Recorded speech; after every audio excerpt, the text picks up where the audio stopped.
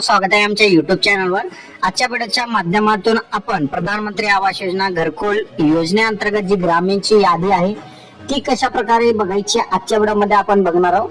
त्यासाठी तुम्हाला गुगलवर यायचे। गुगलवर आल्यानंतर तुम्हाला सर्च करायचे प्रधानमंत्री आवास योजना ग्रामीण असे या ठिकाणी सर्च करायचे आणि तुम्हाला या ठिकाणी सर्च केल्यानंतर तुम्हाला एक नंबरची वेबसाईट येईल। यामध्ये बघू शकता FTO ट्रान्झिशन ची जी वेबसाईट आहे त्यावर तुम्हाला क्लिक करायचं आहे।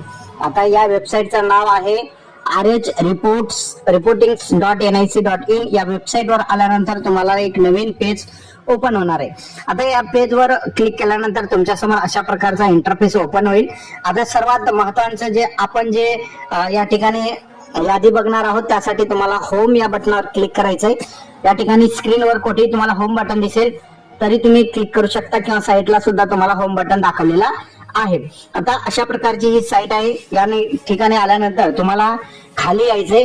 खाली आल्यानंतर तुम्हाला H नंबरचा ऑप्शन दिसत आहे त्यावर यायचं। या ठिकाणी बघू शकता H नंबरच्या ऑप्शन मध्ये बेनिफिशरी डिटेल फॉर व्हेरिफिकेशन यावर तुम्हाला क्लिक करायचंय। आता यावर क्लिक केल्यानंतर तुमच्या समोर अशा प्रकारचा इंटरफेस ओपन होईल ज्या अंतर्गत तुम्हाला राज्य विचारेल। राज्य विचारल्यानंतर तुम्हाला राज्यावर क्लिक केल्यानंतर तुमच्या समोर खाली जे आहे तुम्हाला जिल्हा विचारतील। आता जिल्हा या ठिकाणी बघू शकता तुमचं जे जिल्हा असेल ते टाका। त्यानंतर तालुका विचारतील। तालुका तुमचं जे असेल ते टाका। आता तालुका विचारल्यानंतर तुम्हाला तुमचं गाव निवडायचं। आता तुमचं जे गाव असेल तो निवडून घ्या आणि खाली तुम्हाला जे आहे तुम्हाला वर्ष टाकायचं आहे। कोणत्या वर्षाची तुम्हाला यादी पाहिजे। आपल्याला जी यादी पाहिजे ते 25-26 ची यादी पाहिजे त्यामुळे 25-26 वर क्लिक करा। आता 26 वर क्लिक केल्यानंतर तुमच्या समोर अशा प्रकारची यादी येईल। आपल्याला जी यादी बघायची ती आहे प्रधानमंत्री आवास योजना ग्रामीणची आणि त्यावर तुम्हाला क्लिक करायचंय। आता यावर क्लिक केल्यानंतर तुमच्या समोर खाली जे आहे तुम्हाला जे कॅप्चा दिसत आहे त्यावर तुम्हाला क्लिक करायचं। असं कॅप्चावर क्लिक केल्यानंतर तुम्हाला या ठिकाणी जे आहे सबमिट या बटनावर क्लिक करायचं आहे।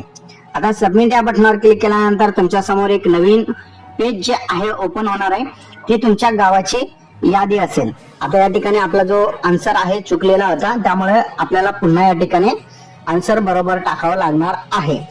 ठीक आहे, तर चुकल्यानंतर तुम्ही पुन्हा टाकू शकता त्याच्यात काय नाही, पण या ठिकाणी यादी आपल्याला तुमच्या समोर दाखवेल ती यादी तुम्हाला डाउनलोड करून घ्यायची आहे। आता यादीमध्ये जेवढे काही नाव असतील ते तुम्हाला या ठिकाणी काही नाव फक्त एकच दिसत आहे। या ठिकाणी एका गावाची आपण ही यादी बघितलेली आहे।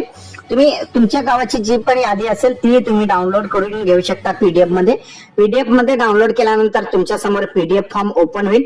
आता PDF मध्ये कसं असते काही नाव हाईड झालेलं असते एक्सेल या रिपोर्ट मध्ये आणि ज्या वेळेस आपण डाउनलोड करतो त्यावेळेस मात्र संपूर्ण यादी आपल्याला दाखवली जाते। आपण डाउनलोड मध्ये जाऊया।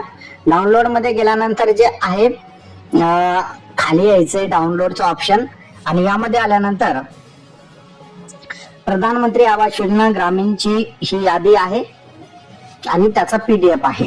आता यामध्ये बघितलं तर या शेतकऱ्यांचं नाव संपूर्ण दिलेलं आहे आणि त्याला पैसे किती जमा झालेले आहेत ते सुद्धा या ठिकाणी दाखवलेलं आहे। त्याचबरोबर घरकुल कधी मंजूर झाला याची सुद्धा माहिती या PDF मध्ये दिलेली आहे। तर अशा प्रकारचा हा एक महत्त्वपूर्ण अपडेट होता। अपडेट कसा वाटला नक्की कमेंट मध्ये सांगा। चॅनलवर नवीन असाल चॅनलला सबस्क्राईब नक्की करा। धन्यवाद।